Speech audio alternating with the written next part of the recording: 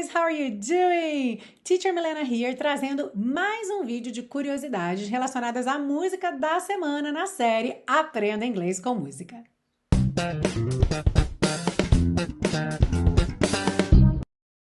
E a música dessa semana foi escolhida por um motivo em especial, que é o Dia do Amigo que se aproxima aí. Mas além disso, a gente tem algumas datas especiais marcantes aí para a banda que gravou essa música e eu já vou acabar com o suspense. A música é Friends Will Be Friends, da banda Queen. Pois é, esse mês de julho é marcado por duas comemorações importantes relacionadas à amizade, aos grandes amigos, porque no Brasil comemora-se o Dia do Amigo no dia 20 de julho. E a ONU tem o Dia Internacional da Amizade como 30 de julho. Ao redor do mundo existem ainda outros dias da amizade. O Facebook, por exemplo, tem seu próprio Dia da Amizade. Afinal, a rede foi inaugurada, digamos assim, nasceu no dia 4 de fevereiro e eles então comemoram o Dia da Amizade no dia 4 de fevereiro. Mas nós brasileiros geralmente estamos mais relacionados ao 20 de julho, é quando a gente vê na internet muitas postagens sobre o Dia do Amigo. Então é claro que eu não poderia deixar passar batida essa data. E além disso, se você estiver aí no calendário mais internacional e quiser comemorar no Dia Internacional da Amizade, 30 de julho também está bem pertinho.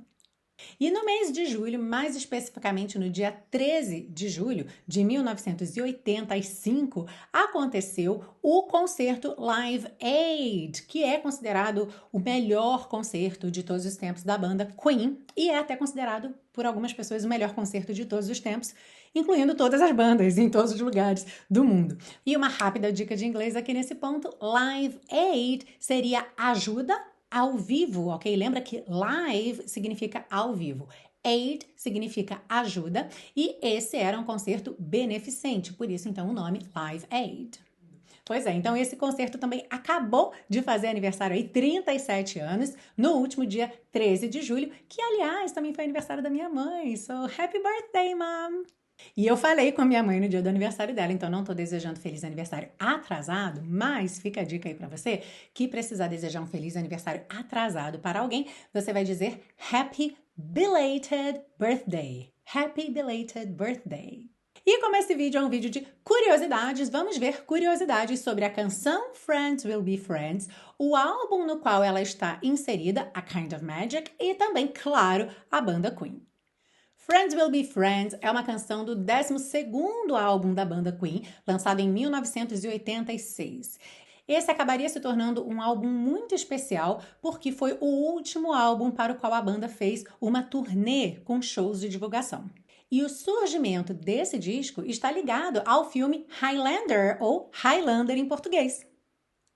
O diretor do filme, Russell Mulcahy, queria que o filme tivesse não só uma grande orquestração, mas também uma pegada rock, e ele queria muito convencer o Queen a colocar pelo menos uma música no filme.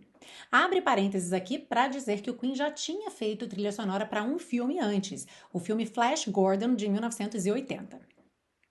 Bom, o diretor então pegou 20 minutos que ele tinha ali de cortes do filme e levou para a banda Queen assistir, tentando aí convencê-los então a pôr uma música no filme, e ao final dessa pequena sessão aí, o Queen disse que faria não uma, mas 5 canções para o filme. E no fim das contas foram feitas 6 músicas inéditas para o filme Highlander. O álbum A Kind of Magic então conta com essas 6 músicas que foram feitas para o filme, com mais 3 músicas não relacionadas com o filme, dentre elas Friends Will Be Friends. E uma curiosidade é que as músicas do filme que estão no álbum estão diferentes da versão que foi para o filme. Depois do lançamento do filme, o Queen ainda trabalhou um pouco mais, fez um pouco mais de pós-produção nas músicas, de forma que as versões ficaram diferentes e o álbum não foi lançado então como soundtrack do filme Highlander, mas sim como um álbum da banda Queen. E outro ponto interessante desse 12º álbum do Queen é que ele foi o primeiro álbum a ser produzido logo depois desse grandioso show do Queen no Live Aid em 1985. Então a gente pode dizer assim que todas as atenções estavam voltadas para eles, o que é que eles iriam estar fazendo, porque realmente esse show foi considerado, como eu já disse, né, um show muito grandioso, não só para a banda Queen, mas um show grandioso falando de todas as bandas, de todos os tempos. E eles também estavam aí com uma nova motivação depois de um feito tão grande.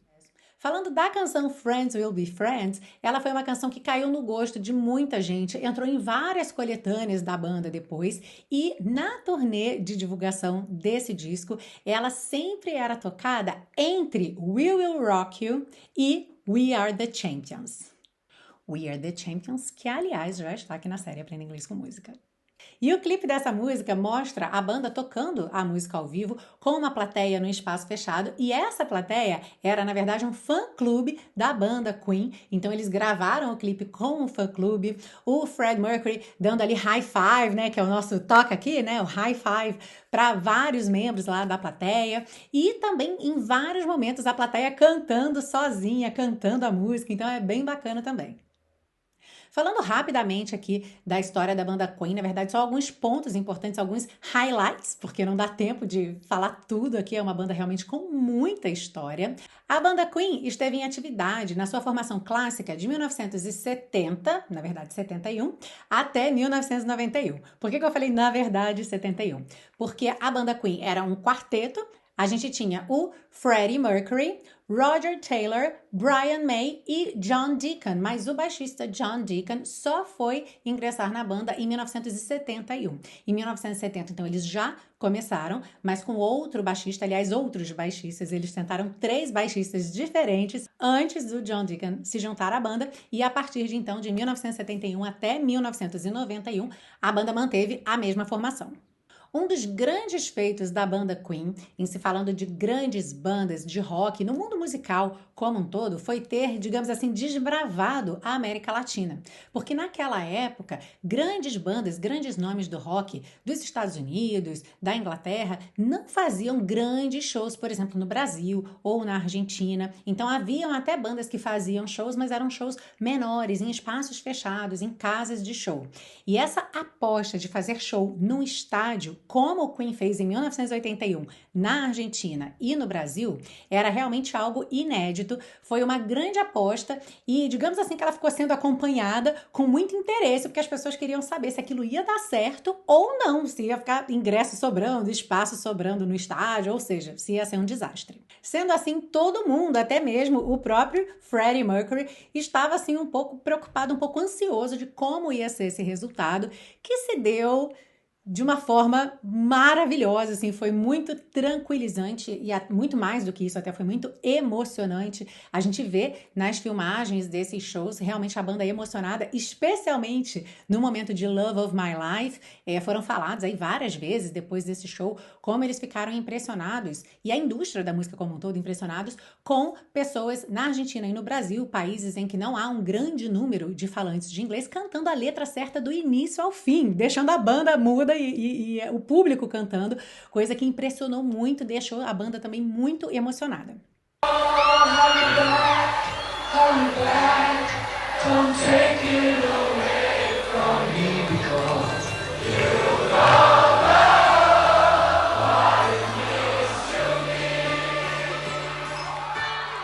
E essa lindeza de Love of My Life também já está aqui na série Aprenda Inglês com Música. Na época que essa aula foi ao ar, várias pessoas comentaram que cantaram ao vivo lá junto com Freddie Mercury e Queen, não só em 81 no Morumbi, como em 85 no Rock in Rio, no Rio de Janeiro. Então, se você foi um desses sortudos, uma dessas sortudas, comenta aí embaixo que eu quero saber.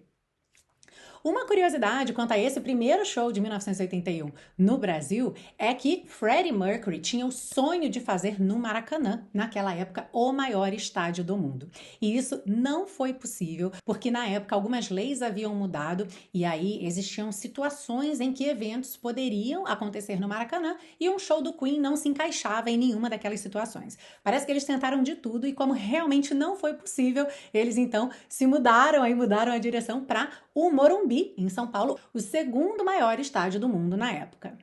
E esse show do Morumbi, aliás, esses shows que foram 2, o primeiro show os ingressos esgotaram tão rapidamente que eles marcaram o segundo show no dia seguinte, e o show de estreia contou com uma plateia de 131 mil pessoas, que era a maior plateia pagante de todos os tempos para qualquer banda no mundo inteiro.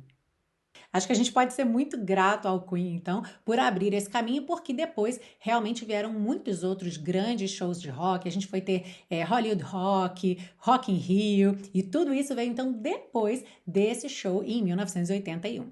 E o ano de 85, como eu já disse antes, trouxe apresentações marcantes para o Queen. A apresentação do Rock in Rio foi uma apresentação também muito emocionante, todo mundo cantando junto, um vídeo que rodou o mundo todo. E a apresentação no Live Aid, que é considerada o melhor show de toda a carreira do Queen e também o melhor show de todos os tempos por algumas pessoas.